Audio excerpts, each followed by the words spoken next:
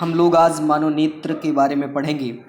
मानव नेत्र की संरचना के बारे में पढ़ें तो सबसे पहले हम बात करते हैं श्वेत मंडल या कॉर्निया की। श्वेत मंडल या कॉर्निया की। तो श्वेत मंडल या कॉर्निया जो नेत्र का अग्रभाग में एक पारदर्शी झिल्ली होती है। ध्यान दीजिएगा, ये एक अग्रभाग है, इसमें एक पारदर्शी झिल्ली है। नेत्र में प्रकाश प्रवेश करने वाली प्रकाश की किरणों का अधिकांश भाग कॉर्निया के बाहरी पृष्ठ पर होता है। क्या होता है? नेत्र के अग्रभाग में, ये देखिए अग्रभाग है पर एक श्वेत मंडल या इसको कॉर्निया भी बोलते हैं। अग्रभाग पर एक पारदर्शी झिल्ली होती है। नेत्र में प्रवेश करने वाली प्रकाश प्रकाश की किरणें अपवर्तन कॉर्निया के बाहरी पृष्ठ पर होता है। कॉर्निया के बाहरी पृष्ठ पर होता है।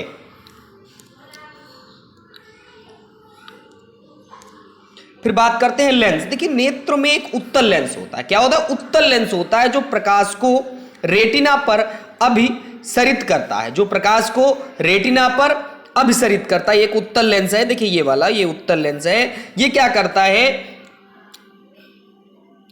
प्रकाश को रेटिना पर अभिसारित करता है।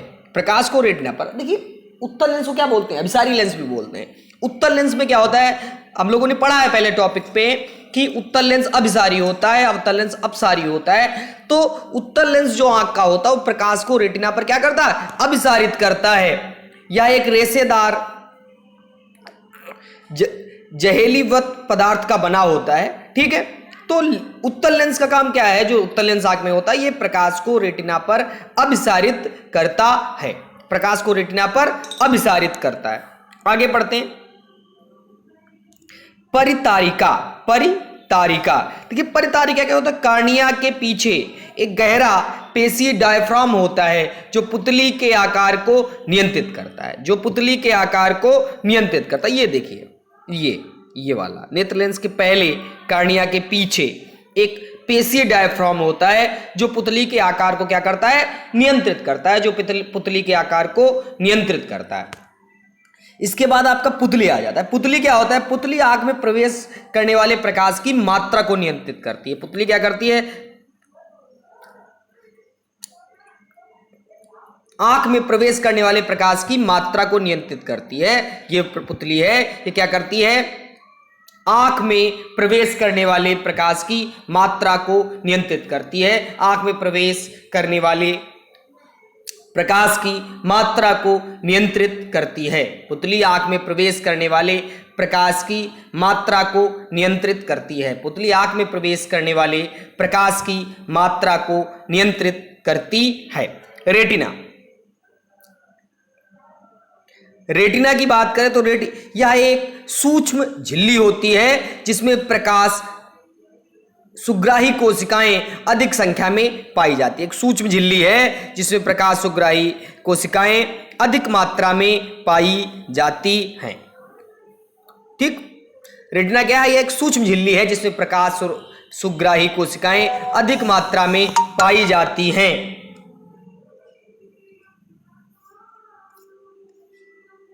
दूरबिंदु क्या होता है? वह दूरतम बिंदु जिस पर कोई नेत्र वस्तुओं को सुस्पष्ट देख सकता है, नेत्र का दूरबिंदु कहलाता है। दूरबिंदु क्या होता है? वह बिंदु, वह दूरतम मतलब वह अधिक से अधिक दूरी पर स्थित बिंदु जिस पर कोई नेत्र वस्तुओं को सुस्पष्ट देख सकता है, नेत्र का दूरबिंदु कहलाता है। नेत्र का दूरबिंदु कहलाता है। और सामान्य नेत्र के लिए यह दूरी अनंत पर होती है। बहुत दूरी, अनंत दूरी पर स्थित बिंदु को भी हम देख लेते हैं। तो दूरबिंदु कहाँ होगा? अनंत पर होगा।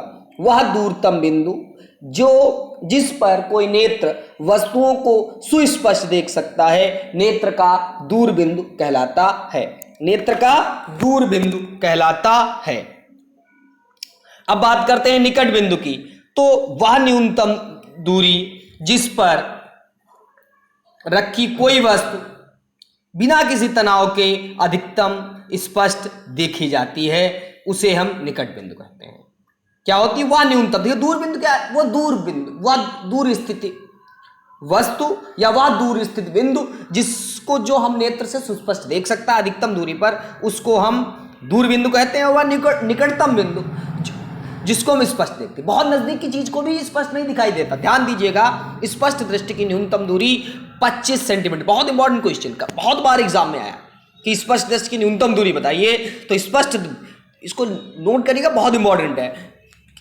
सामान्य दृष्टि के लिए स्पष्ट दृष्टि की न्यूनतम दूरी 25 सेंटीमीटर होती है, अर्थात 25 सेंटीमीटर की नजदीक की वस्तु को अगर हम देखें तो हमको स्पष्ट नहीं दिखाई देगी, तो हमको स्पष्ट नहीं दिखाई देगा। किसी भी सामान्य दृष्टि के वयस के लिए निकट बिंदु होता है 25 सेंटीमीटर की दूरी पर स्थित होता है, इसे हम स्पष्ट दृष्टि की न्यूनतम दूरी भी कहते हैं।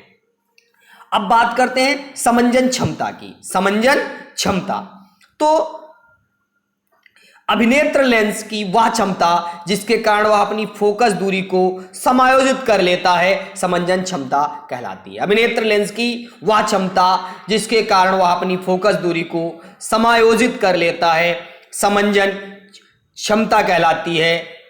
ठीक, तो मतलब क्या होता है, जब हम किसी पास की वस्तु देखते हैं तो हमारी आंख समायोजित हो जाती है, फोकस दूरी कम हो जाती है, हमें स्पष्ट दिखाई देते हैं। जब हम दूर स्थित वस्तु देखते हैं तो मांसपेशी संयोजित करके फोकस दूरी बढ़ा देते हैं और दूर की वस्तु दिखाई देते हैं। तो ये क्षमता है, जो समायोजन करने की क्षमता है, इसी को हम समंजन क्षमता कहते हैं। इसी को हम क्या कहते हैं, समंजन क्षमता कहते हैं। इसको क्या कहते हैं, हम समंजन क्षमता कहते हैं। ठीक है, अब हम बात करते हैं दृष्टि दोष की। किसकी बात करेंगे, दृष्टि दोष। देखिए क्या होता है, सबसे पहले में एक मोतियाबिंद एक बीमारी है, औसतन हम लोगों ने देखा होगा, बड़े बुजुर्ग जो होते हैं हमारे घरों के, उनको मोतियाबिंद की समस्याएं हो जाती हैं। तो इसके पीछे कारण क्या होता है, अधिक उम्र में कुछ व्यक्तियों का नेत्र का जो क्रिस्टलीय लेंस होता है वो दूधिया या धुंधला हो जाता है। जो लेंस है वो क्या हो जाता है, दूधिया या धुंधला हो जाता है। इसको क्या कहते हैं, मोतियाबिंद कहते हैं। जो नेत्र लेंस होता है वो दूधिया या धुंधला हो जाता है, इसे हम मोतियाबिंद कहते हैं। इसके कारण क्या होता है, नेत्र की दृष्टि में कमी या पूर्ण रूप से दृष्टि क्षय हो जाती है। मोतियाबिंद को शल्य चिकित्सा के बाद दृष्टि को वापस लौटना संभव है। मोतियाबिंद को एक ऑपरेशन होता है, शल्य चिकित्सा के द्वारा जो दृष्टि को वापस लौटाती है। ठीक, अब हम बात करते हैं निकट दृष्टि दोष। देखिए नाम से उल्टा होता है, ध्यान रखना, कंफ्यूज नहीं होना है। निकट दृष्टि दोष में क्या होता है, निकट की वस्तु स्पष्ट दिखाई पड़ती है परंतु दूर की वस्तु स्पष्ट दिखाई नहीं देती। निकट की वस्तु क्या होती है, स्पष्ट दिखाई देती है परंतु दूर की वस्तु स्पष्ट दिखाई नहीं देती है। ऐसे दोषपूर्ण व्यक्ति का जो दूर बिंदु है अनंत पर न होकर नेत्र के पास आ जाता है। जो दूर बिंदु है वो अनंत पर न होकर के नेत्र के पास आ जाता है। तो निकट दृष्टि दोष क्या है, इसमें निकट की वस्तु स्पष्ट दिखाई देती है परंतु दूर की वस्तु स्पष्ट नहीं दिखाई देती। ऐसे व्यक्ति का जो दूर बिंदु है वो अनंत पर न होकर के निकट आ जाता है।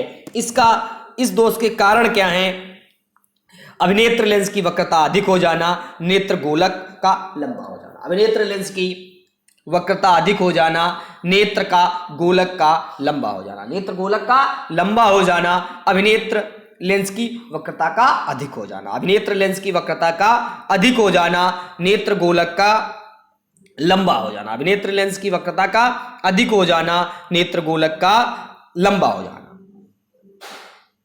होता क्या है, फिर एक बार बात कर लेते हैं निकट दृष्टि दोष। ध्यान दीजिएगा, निकट है तो उल्टा होता है। निकट की वस्तु स्पष्ट दिखाई देती है, दूर की वस्तु स्पष्ट नहीं दिखाई देती। निकट की क्या होती है, स्पष्ट दिखाई देती है, दूर की वस्तु स्पष्ट नहीं दिखाई देती। और जो दूर बिंदु होता है वो अनंत से न होकर के नेत्र के पास आ जाता है। दोष उत्पन्न होने के कारण तो अभिनेत्र लेंस की वक्रता अधिक हो जाना, नेत्र गोलक का लंबा हो जाना। नेत्र गोलक का लंबा हो जाना।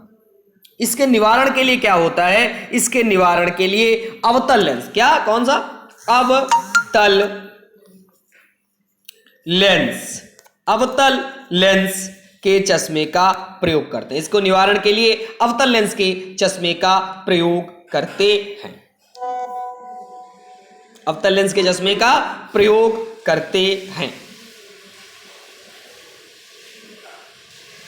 अब हम बात करेंगे दूर दृष्टि दोष या दीर्घ दृष्टि दोष। क्या बात करेंगे, दूर दृष्टि दोष या दीर्घ दृष्टि दोष। देखिए उल्टा है, दूर दृष्टि दोष में क्या होता है, दूर की वस्तु स्पष्ट दिखाई देती है पर पास की वस्तु स्पष्ट दिखाई नहीं देती। दूर दृष्टि दोष में क्या होता है, दूर की वस्तु स्पष्ट दिखाई देती है परंतु पास की वस्तु स्पष्ट दिखाई नहीं देती है। दूर की वस्तु क्या होती है, स्पष्ट दिखाई देती है, पास की वस्तु स्पष्ट नहीं दिखाई देती। अर्थात जो निकट बिंदु है वो 25 सेंटीमीटर से दूर चला जाता है, वो 25 सेंटीमीटर से दूर हट जाता है, इसलिए क्या होता है, निकट की वस्तु स्पष्ट दिखाई नहीं देती है। दूर दृष्टिदोष में क्या होता है, दूर की वस्तु स्पष्ट दिखाई देती है पर निकट की वस्तु स्पष्ट दिखाई नहीं देती है, अर्थात जो दूर बिंदु है वो जो निकट बिंदु है वो दूर हट जाता है नेत्र से, 25 सेंटीमीटर से अधिक दूर पे हो जाता है। इस दोष के कारण क्या है, अभिनेत्र लेंस की फोकस दूरी अत्यधिक हो जाना, अभिनेत्र लेंस की फोकस दूरी अत्यधिक हो जाना, नेत्र गोलक का छोटा हो जाना। अभिनेत्र लेंस की क्या होना, फोकस दूरी अत्यधिक हो जाना और नेत्र गोलक का छोटा हो जाना। अभिनेत्र लेंस की फोकस दूरी अत्यधिक हो जाना, नेत्र गोलक का छोटा हो जाना। इस दोष को उत्तल लेंस के इस्तेमाल से या उत्तल लेंस के चश्मे का प्रयोग करने से इस दोष को दूर किया जा सकता है। उत्तल लेंस के चश्मे का प्रयोग करके इस दोष को दूर किया जा सकता है। उत्तल लेंस के चश्मे का प्रयोग करके इस दोष को दूर किया जा सकता है।